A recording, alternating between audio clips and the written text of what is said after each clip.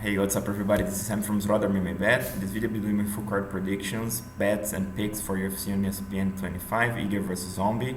I'll divide this video as follows. First I'll talk about the previous results, then on to the breakdowns. If you wish to support the channel, stick until the end. I'll show you how with Patreon. The only things that these are my picks, my bets. If you wish to follow anything I'm here, feel free to do it as long as you take full responsibility. There is a disclaimer in the description if you'd like to take a look at it. Alright? Awesome guys, so before I start, if you wish to support me, to follow me on Instagram, I put some of the bets there before the videos. If you're seeing this from YouTube, if you're seeing from Patreon, obviously you have the early release. Thank you very much for your support. But if you would like to follow me on Instagram, you can take it there from the beginning. All right. So on to the results that I have. So basically, until from the previous video, I had only PFL 4 bets. Many bets were canceled because the event changed in the last minute, but it wrote to me 3 bets. Most of them I missed, so it's here the loss that I had, 3.75%, so I missed everything, but still the profit through the year is there. It's quite a significant loss, but not that big, because yeah, I had Bob Moffett, I had Tyler Diamond. It was quite not bad bets in my opinion, because they could come across, but either way it was a loss, so we take it. So basically, if you have never seen this is my profit through the year, in terms of from the beginning of the channel, which is July last year. So this is like nearly 120 per 20 units from last year, or 120% profit. In terms of the event, per event, how much I bet and what comes across per event, I have a nearly 50% profit for this year only. Last year was 340.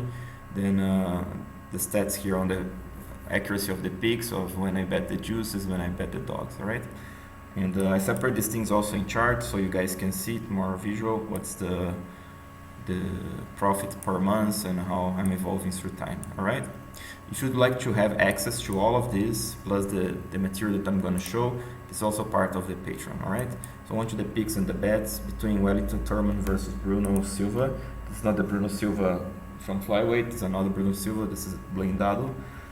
So I'm picking Turman, but not betting the fight. Rick Glenn versus Joaquim Silva. Picking Glenn, not betting the fight. Tim Means versus Danny Roberts. I'm picking Means, not betting the fight. Virna Jandiroba versus Kanako Murata. I'm picking Jandiroba. I'm considering a bet on Murata. I'm hoping that people keep betting Jandiroba. I would like Murata at plus 150 range. Dhiego Lima versus Matt Brown. This is actually reversed here because Murata is the dog. Dhiego Lima versus Matt Brown. I'm picking Lima, if I'm not mistaken. I need to check there on the presentation. But I'm not betting the fight. Matthew Semelsberger versus Khaos Williams. I'm picking and betting Semelsberger. Aleksa Camur versus Nicolae Nugumereanu. I'm picking Camur but betting Nugumereanu. Josh Parisian versus Roque Martinez. Picking Parisian, not betting the fight. Marlon Vera versus DaneyGrant. Picking Vera but betting Grant. Tagir Ulanbekov versus Tyson Nam. I'm picking Ulanbekov but betting Nam. Sergey Spivak versus Aleksei. Picking Spivak, not betting the fight. Casey O'Neill versus Lara Procopio. Picking O'Neill. Thinking of betting O'Neill. Let's see if she comes like a bigger dog at plus 130. I'd like a bet on her. I'll let you guys know if I do later on. Julian Erosa versus Seung Woo Choi. Picking Choi, betting Choi. Dan Ige versus Chang Sung Jung. Picking and betting Ige. Alright? So guys, as you guys heard from me, there are many fights that I'm picking one guy and betting the other. The reason is, to me, there is value. This is a game of odds. If you don't believe on this, I think with experience you will believe. Plus, you can have your research. But it's a quite tricky fight to bet this card. So when you pick one guy and bet the other, it's always quite tricky. But to me, there is some value on those. But if you want more safe bets in some regard, there's nothing safe. But if you want a little bit more certainty, let's put it this way, take those that I'm saying that I'm picking and betting the same guy, like Semelsberger or like Ige, and Choi. The rest is a little bit tricky, right?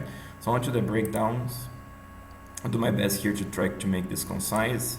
Let me know what you guys think about my picks, my bets, and how you bet in the card, and if you like this, what I'm showing here. So between Semelsberger and Khaos Williams, this is my biggest bet. Like not the biggest bet, but second biggest on Semelsberger. So let me break down for you guys real quick. So Semelsberger is a quite big welterweight. He has decent power. I like quite a bit his striking because, especially offensively, because he pushes the pace, has long straight punches, good kicks, keeps pushing, gets inside, throws down, can also take it to the ground, not bad grappling. He's facing Khaos Williams, which is a guy known for his power and his explosiveness. This guy has really legit power. He can crack with one shot. And this somehow plays into his hands as well because we have Semelsberger, at least from what he has shown on video, Semelsberger is like an aggressive guy. But Williams, it may surprise some of you, I may be roasted for these stats, but to me, Williams, he's okay on the front when he strikes offensively. Even though he has that much power, he's a guy that takes the center of the octagon, but he waits for his time to crack, to land a big shot. That's why I'm giving him 3 stars on the defensive part, considering that this is when he counters guys, And but when he's offensive, he doesn't quite have much. He doesn't have much volume or much setups. He kind of can explode with some places inside, but it doesn't give him that many good output on the fight or something. So that's why, even though he has power, he's got 2 stars, but he's super dangerous when he's throwing with the opponent, right? Also, I'm judging what I've seen from footage. I don't have his as much grappling. I know he has been training with some good camps lately, so he can bring improvements here. But still, I'm going to be rewarding consistency a little bit more. Give me a second here. I forgot to update this. So these are my comments to you guys in regards of this fight. Feel free to pause here, take a look at this. I think it's worth your time, but basically I have Semelsberger by decision. Khaos obviously can finish, he can KO him. If you have Khaos around the 350, 400 by TKO may be interesting. I think gonna be difficult to find this line, but still, if I could get Khaos at a good price by TKO, I'd also take it, and it's not impossible that Williams wins this by decision. He can, do more damage. Semelsberger can survive. Plus, I'm not sure Semelsberger gonna fight as he always does, because he would be a fool just to push forward and not respect Khaos' power. I think he will respect, but I may be wrong too, Matt Semelsberger, he's yet to be proven into high level fights, into when he's really challenged, So he's fancy a big puncher here, which is always tricky. But still, I think he's a smart guy. He's gonna probably try to outstrike Williams based on technique rather than power. All right. So these are my calculations, guys. Feel free to pause here too. I think it's worth your time. Joaquim Silva versus Rick Glenn. It's an interesting one. Glenn moving up a weight class, but still he's tall and still quite long for the division, even as a lightweight. I'm rating these guys pretty much the same. I think Glenn is just a little bit more consistent. Silva, he's more he's more compact, way shorter, like 4 inches shorter. But he's the more athletic guy, packs more power. But I think Glenn ultimately, his experience gonna shine here. Silva, his problem is that he struggles a little bit with his game plans. Sometimes he has a good game plan where he uses his athleticism to his advantage. Others he starts brawling, starts getting caught and make it a war for no reason at times. So I think we will see Glenn being able to manage the distance, keep him at bay with the jabs, straight shots, with the kicks. But if Silva somehow can bring a good game plan, which would be use lots of angles, speed, get all in, all out, explode, get outside, take him down, could be into Silva's... Silva could win this fight easily, but again, I'm going to reward consistency a little bit better here, even though I have this as a pick him. This is due to Silva's athleticism and his potential. But like I said, in terms of bet, my bet will be Glenn by decision when the props open. Rather than that, I think it's a pretty tricky one to bet, because Silva can finish Glenn. There is a small chance that Glenn can finish Silva in the round 3 because he's a grinder. But still, it's quite tricky to bet this one, in my opinion. I would take maybe the fight go to the decision prop or these overs if the price is right, okay? So these are my calculations. Feel free to pause here. On to the next fight, Aleksa Camur versus Nick Nugumereanu. This is another interesting one because both of these guys are not that experienced, especially Nugumereanu. Camur, he's fought a little bit better competition. I think that's why he's such a big favorite in the bookies. In terms of skill set, he's also a little bit more polished, has better straight shots, gets hit a little bit less, doesn't brawl much, can use the clinch a little bit better. But Nugumereanu is no slouch, like especially as these guys both have about seven fights.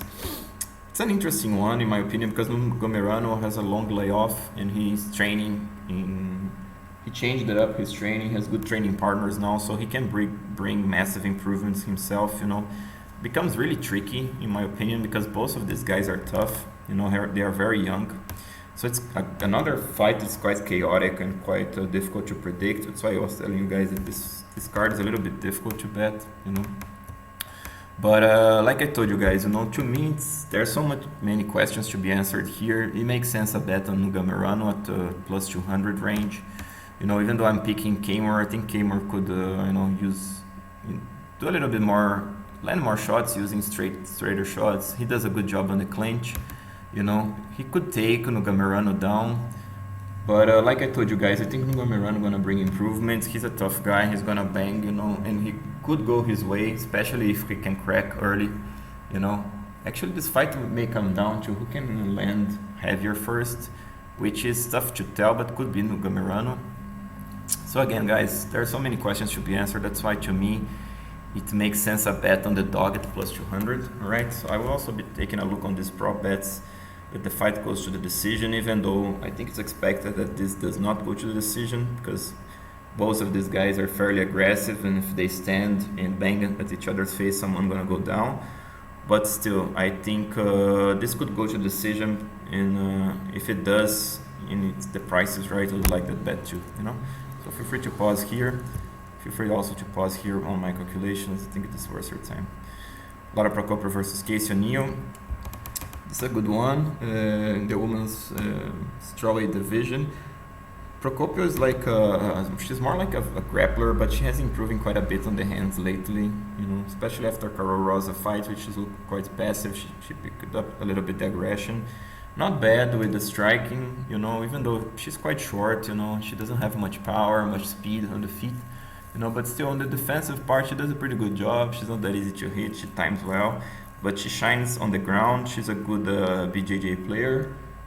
But again, she's not that long, which makes things a little bit tricky because she has to use more wrestling and more control rather than, attack the submissions,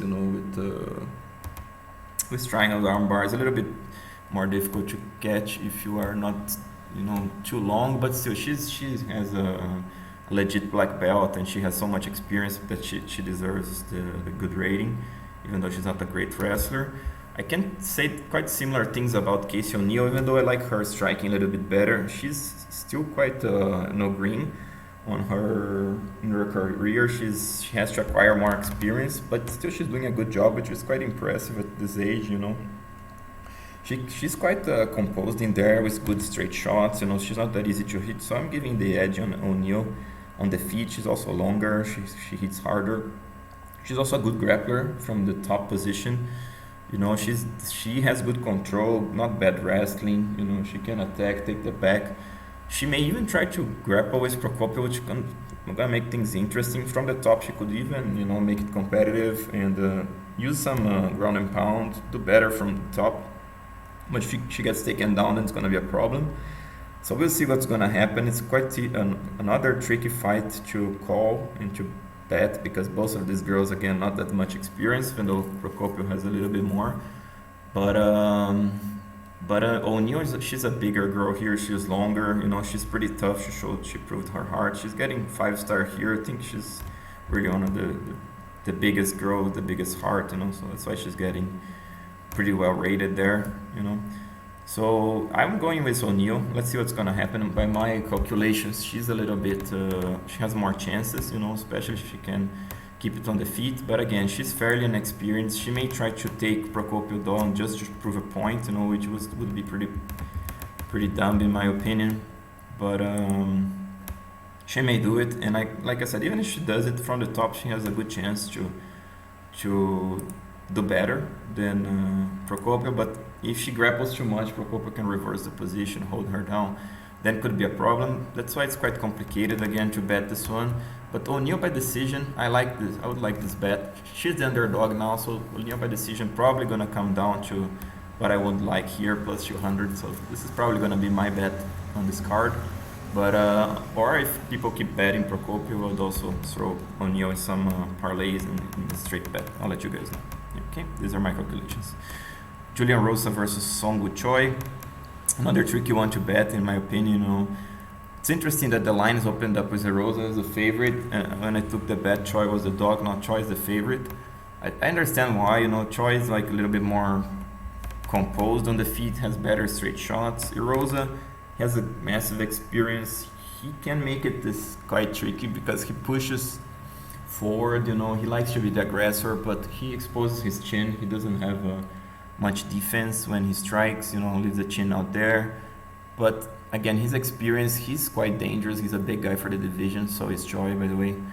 And Erosa has the ground game. He's the better grappler in this matchup, even though Choi is no slouch. But it makes things again quite tricky to call and to bet. But I expect that these guys trade a little bit. Choi is a little bit stronger, more athletic, So if he starts landing, and again he has a little bit better straight shots, if he starts landing, could be tricky for Erosa. So that's why people probably are betting on Choi and believe that Choi can win this fight. But again, could be tricky because Erosa, he's not a guy that will get intimidated by these things. He'll hit shots, he'll try to come forward. He can make it competitive, Choi has proven himself against good grapplers that he can keep pushing and grinding against good grapplers, but Erosa is bringing the striking alongside the punches here, alongside the takedowns here. So it's going to be interesting to see how Choi going to respond to that. I'm back and forth. I think Choi going to respond well, but there's a question to be answered in this fight. But still, I'm going with Choi. Like I said, I took the bet on him in early markets. There's still some value on Choi. You can bet him a little bit. But don't go crazy because, like I said, Erosa is experienced, he's tough, he's going to push, and we haven't seen Choi getting hit and taken down and having to grind after, getting tagged and hurt. All right, so these are my comments. And these are my calculations. Feel free to pause here. So to me, it's basically a pick 'em, okay? Wellington Turman versus Bruno Blindado. Basically, it's a striker versus grappler in terms of style. Turman, he's yet to develop his hands, even though he's improving recently. He's not bad, but I rate him here quite poorly because he doesn't feint much. If he would have the feint and a little bit more straight shots, he could make an average striker, but he's still quite green. He exposes himself. He's not the longest, biggest guy for the division, gets hit quite a bit.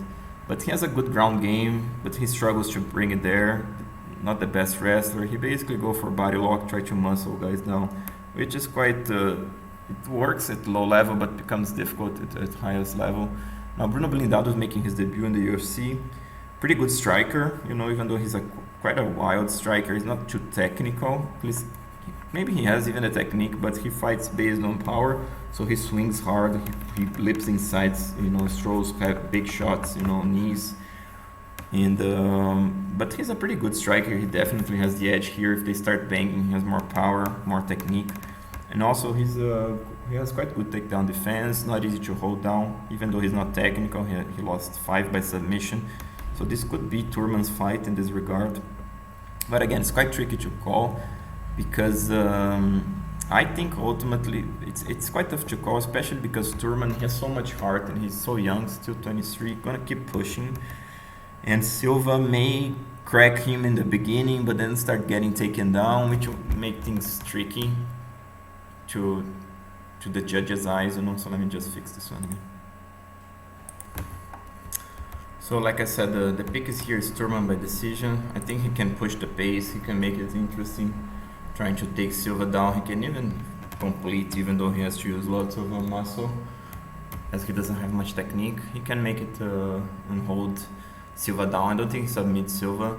There's a good chance that Silva finishes him if he starts, trading shot for shot, which could very much happen because, again, Turman's super young, which could be a detriment in this regard because I think he's just trying to prove himself too much, and it can cost him.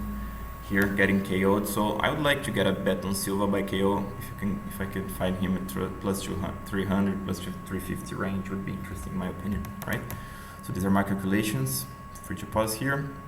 Josh Parisian versus Roque Martinez. And it's an interesting one again because I think Parisian, he's a pretty good heavyweight, even though he's not that fast and athletic. He's a big guy, he keeps pushing the pace, has a good heart, good straight punches. He's pretty good on the offensive striking. I was actually quite impressed from what I've seen. He also brings it with a good game plan. He knows about his size, he knows what he has to do on fights, The execution sometimes is quite tough, because he can guess because he's not that athletic, But still, he's pretty conscious, as a heavyweight and a big guy, like I said. Martinez, on the other hand, he's a little bit more technical. He's not bad anywhere, He has good striking, good hands, good leg kicks, good wrestling, not bad grappling. But he's really undersized, He's probably, 5'10", or even less than that. He's also very short. And has short limbs, so it's difficult for him. Gonna be difficult against Parisian, which is pretty tall, 6'3", and pretty long, 78 inches. So this should be Parisian's fight, but Martinez has some chances because he times well his overhand, times well his leg kicks, can shoot, But if you're gonna force me to bet, I would go Parisian, even where the lines are at. But I think the bet on Parisian by decision probably is the best one here because he probably gonna win. I have him like 60%, which is pretty good, chances. And Martinez is a tough guy, Martinez is not easy to finish, but Parisian could finish him because, like I said, he pushes the pace, he lands straight shots, he has a good natural power. He's naturally heavy-handed, but Martinez is not easy to finish. He's not gonna just getting hit there for nothing. So he could win 30-27 decision, Parisian.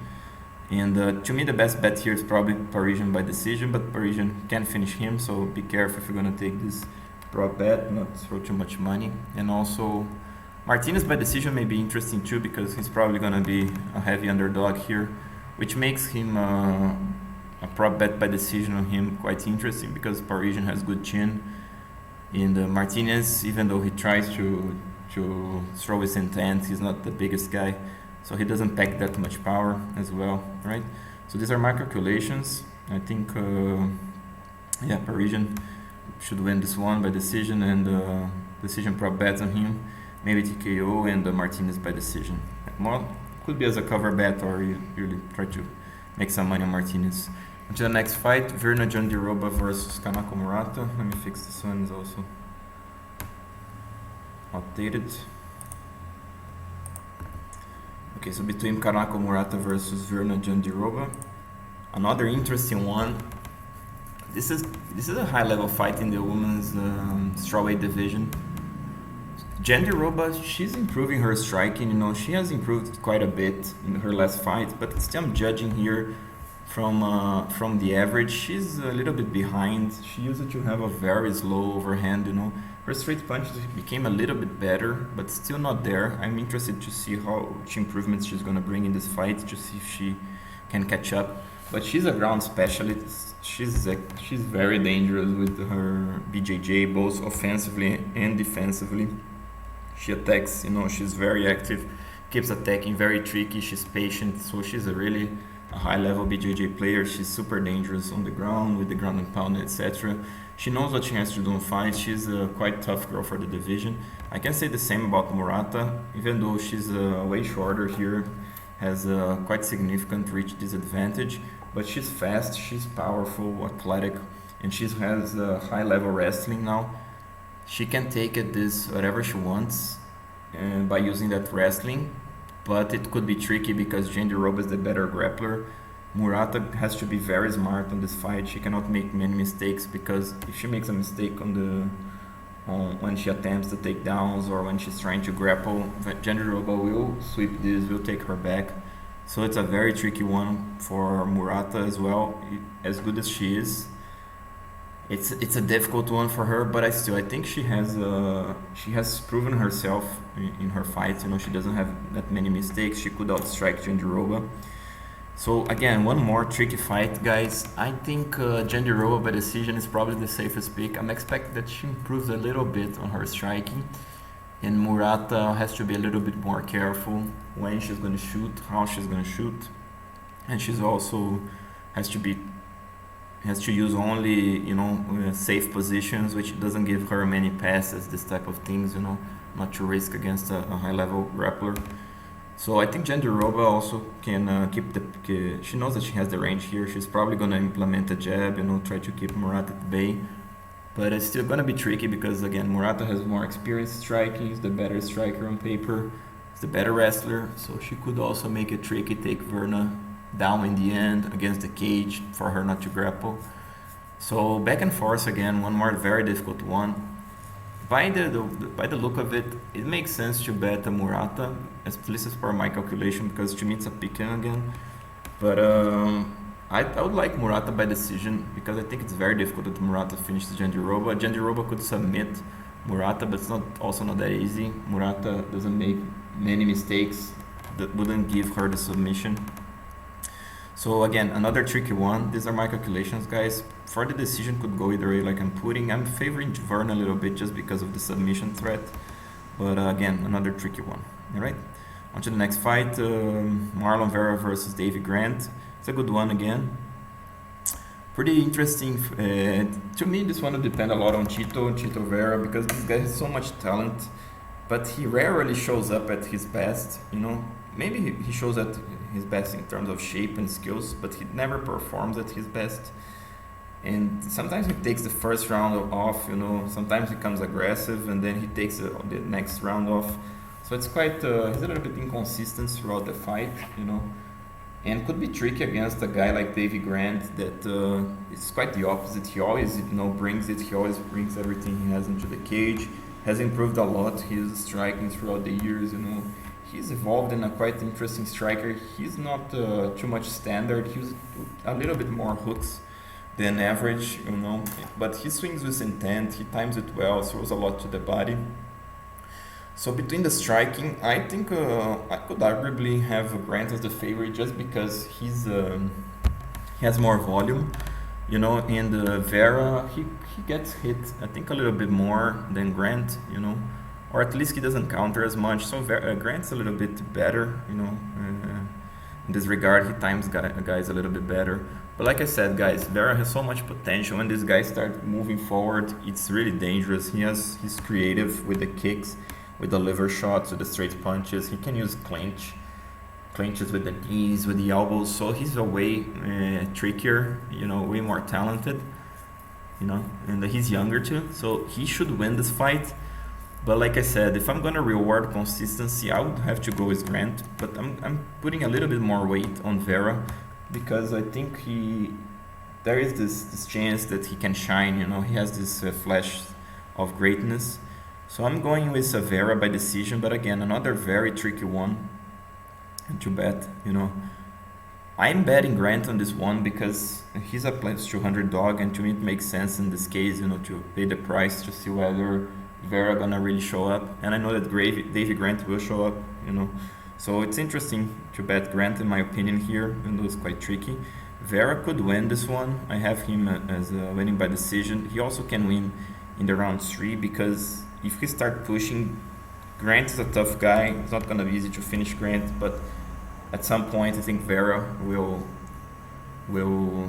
be able to do more damage. Plus Vera, he can wake up in the third and bring, those head movements and those nasty liver shots and finish Grant, even though Grant can win the first 2 rounds, but Vera finishes him in the third. So another chaotic fight, tough to call. But I'm going, again, with Vera by decision, but betting Grant, especially Grant by decision, makes lots of sense, this one, guys, because Vera, super difficult to finish, as good as accurate and some power that Grant has, difficult to finish Vera. So Grant by decision is probably the best bet here, or fight goes to the distance. If you are not convinced that Grant can win, Vera, even though Vera can finish him inside the distance, to me it's quite 50-50 between Vera finishing Grant and winning a decision. But still, Vera by decision, also not a bad bet. Or fight goes to the decision, not a bad bet, because both of them could win by decision, in my opinion. On to the next fight, Tyson Nam versus Tagir Ulanbekov. Another interesting one. I think people are probably going to be surprised to how I'm rating things here and my bet on Nam. So, to me, Nam is the better striker, even though he's quite basic on the feet.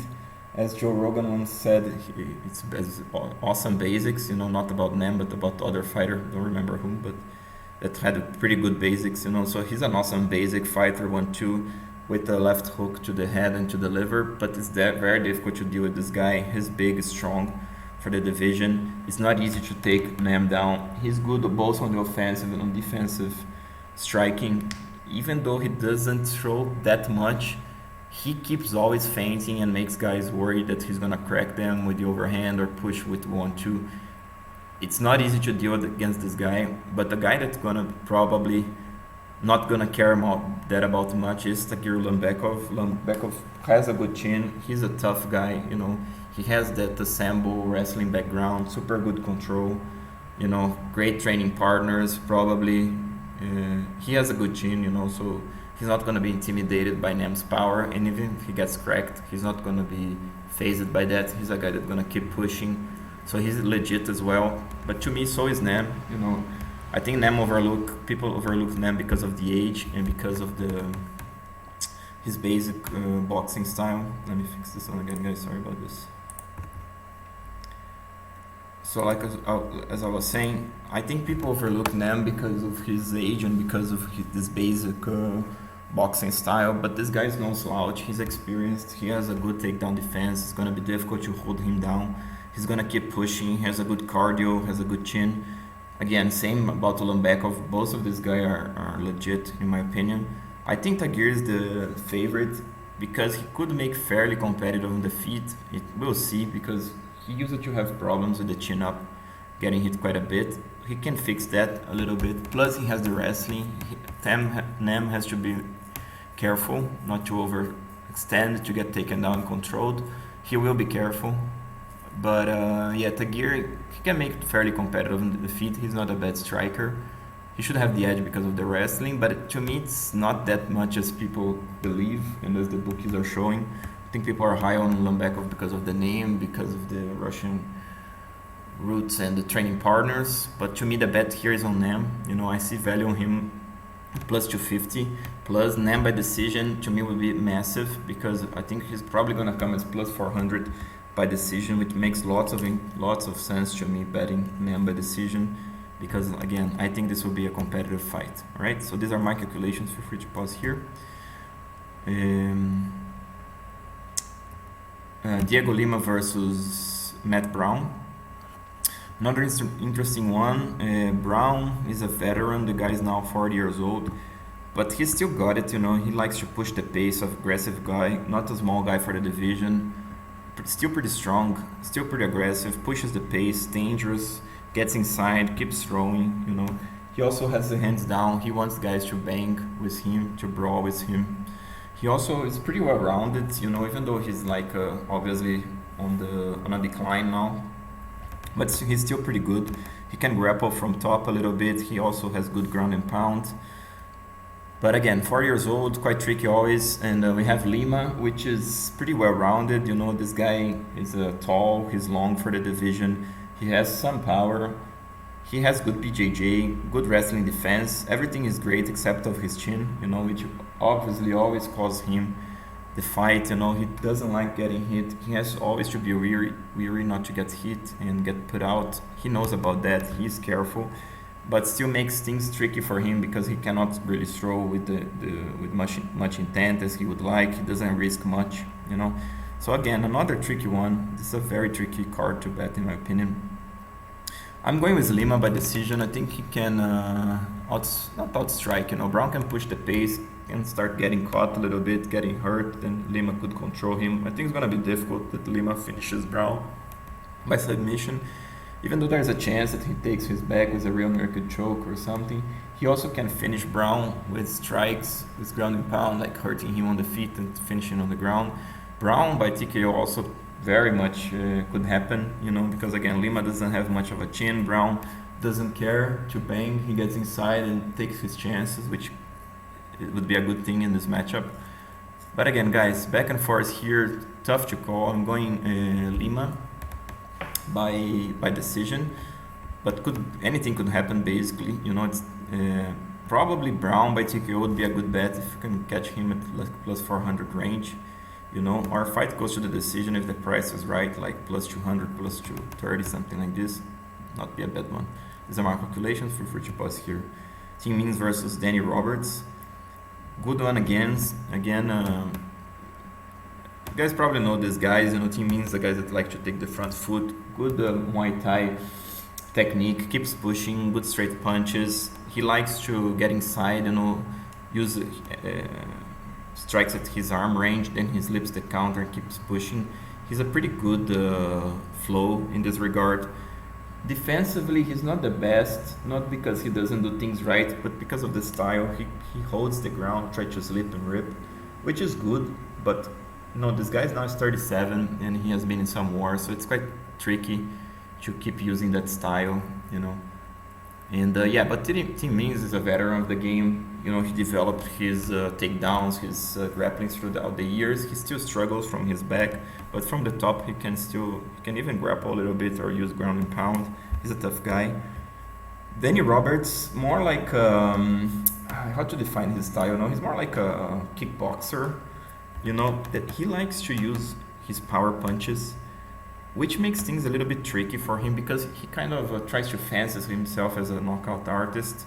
I would like to see him more like a technician, because he's fast, he's long, but he has some power, he can crack guys, but he wouldn't have to do it. He ends up, overextending because he wants to be this powerful guy that lands and puts guys out. So he overextends at times.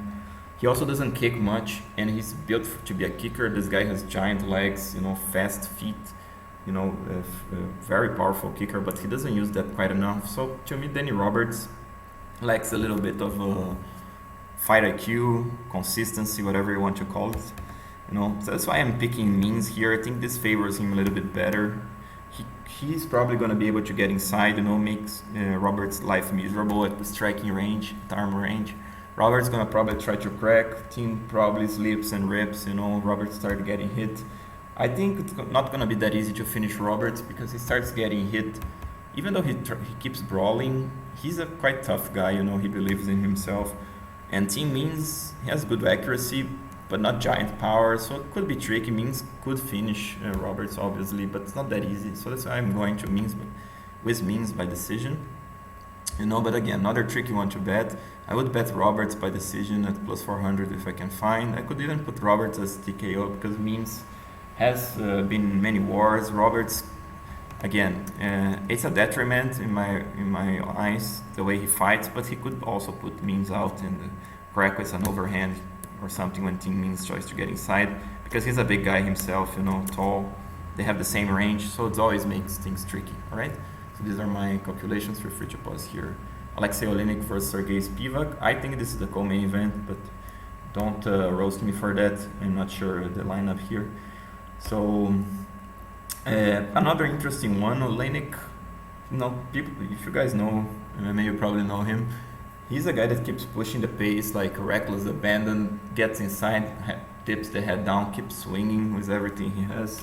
Then he clinches, tries to drag guys to the ground, both from the top. He can pull guard. He pulls guys to the mount with Ezekiel choke. So this guy is super tricky.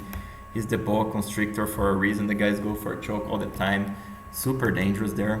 Spivak, not the biggest guy for the division, but very young, 26, 27. How old is he? 26. Yeah, so pretty good striking, good straight punches. Especially I like him a little bit better when he fights on the back foot because he uses more angles, he makes more things trickier. He has a good timing, he's patient, he has a very good grappling from top, good wrestling. From the bottom though, Spivak doesn't have much, which makes things very interesting. Plus Spivak makes mistakes when he's grappling. He could get submitted. Against a veteran like Oleinik, makes things very tricky. Especially to bet because Spivak's like minus 200 favorite. And again, guys, apologize again here. Yeah, so it makes things tricky to bet because Spivak is like a heavy favorite on the bookies, but Oleinik is a veteran. Spivak has mistakes, even though I think Spivak gonna KO Oleinik. Spivak also cannot risk too much not to get taken down, you know. So again, it's not an easy one to bet in my opinion. So I'll be looking for Spivak by TKO. If I can get him at plus 300, I would like it. I would take this bet, or even Spivak by decision, you know, because Oleinik has been KO'd before. He's 43, but he's still very game. He's tough, you know, and if he can make like a grappling match, Spivak could survive, do more damage on him, you know. So again, very chaotic. I'm going with yeah. These are my calculations. Feel free to pause here. I think it's worth your time. Onto the main event, Chang Sung Jung, the Korean Zombie versus Dan Ige. Another interesting one. This is a good level, high level fight. Korean Zombie is a fun favorite for a reason. The guy pushes the pace. He has power. He gets hit. He doesn't care. He keeps coming. He has good straight punches. In some sense, he likes to get inside, you know, and crack guys. When he corrals people, he's dangerous, you know, with the uppercuts, with hooks. He also uses good leg kicks. This guy is also complete, you know, even though he doesn't use much grappling, he's a pretty good grappler, good takedown defense, good balance, like I said, good power, quite athletic. I can say similar things about the Ige guy, also quite compact, you know. He's not so long as Jung is, but still it's not a problem here. They're about the same height. Reach is also not that different. And Ige is like a young lion this matchup. The guy is coming out for real, you know. He's tough. He has the technique, especially on the feet. He times very good when guys comes in. He uses lots of angles, slips and rips. I'm giving the offensive part for Jung. I think he pushes the pace a little bit better, moves forward more. Ige is like a guy that, even though he can be aggressive, he can get inside with the blitzes, with the 1-2s. He doesn't take the front foot that often. He likes better to counter punch. So basically each guy has the style to beat each other, but I'm favoring Ige a little bit. The reason is he's a little bit sharper on the hands also, you know, and he has more chances to take this to the ground, to hold Jung a little bit more, you know. And also his chin hasn't been tested yet, whereas Jung has been TKO'd 2 or 3 times. So, but again, you can go either way. I think that Ige is a small favorite by my calculation. I have him like 55%. I have him 55% favorite, so it gives me minus for 140, more or less, minus 140 by my calculation. So to me, it makes sense to bet Ige. I like Ige a little bit better also on his chances to knock out Jung than the opposite. So I think basically Ige is a good bet on my eyes. All right, so feel free to pause here, take a look, and these are my calculations. Okay. So if you'd like to support me on Patreon, basically I have 3 tiers. The $10 tiers gives you guys access to the spreadsheet, which is basically show the betting strategy, who I'm betting, for how much, right? And in the purple colors, you guys see the decision props that I'm interested to. Does not necessarily mean that this is the line that exists, but rather the lines that I'm interested to betting in the decision props. Here are the lines that I caught when I recorded the video, all right? And then here shows the amount. Guys can call it in unit or in percentage, plus the material that we discussed. I have also in all of the fights, I put it like a sum up of what I think is gonna happen, so you guys can read it and add to your tools. Plus the early access, guys, that if you bet this early, you have access to the best lines. You can combine bets with different events, which gives you big profit, and it's very easily to get this $10 back.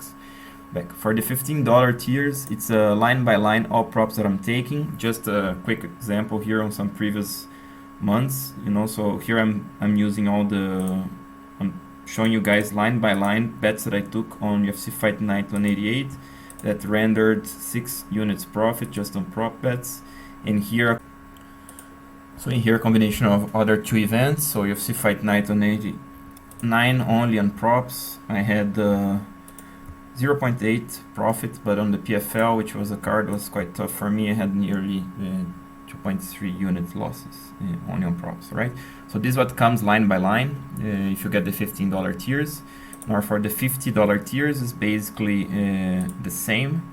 but not only with the props, rather with everything. And I have things combined with different events. So just as a quick glimpse, it was nearly 12 profits in combining everything I had with UFC Fight Night, and then 188. If I had with 189, it was, I think it was nearly the same as yeah, it was 1 unit profit, but on the PFL, like I told you guys, it was a card that canceled a lot of bouts, and the bouts that I had bet on, they basically I missed, so it was nearly 4.7 units losses. So regardless, guys, you guys been following me, you know that this is a winning strategy in the long term. I cannot guarantee anything. Rather, it's like the profit comes consistent, and it's been quite a while since I don't have losses, as I always show you guys on this chart. You know, so the losses, they can come on an event on another, but this is a winning strategy on the long run. All right. So guys, again, I hope you appreciate this video. If you like, please like, subscribe, share with your friends, consider supporting the channel, and I'll talk to you next time. This is Sam from Roque Martinez, bringing the best, most consistent and transparent betting strategy for you.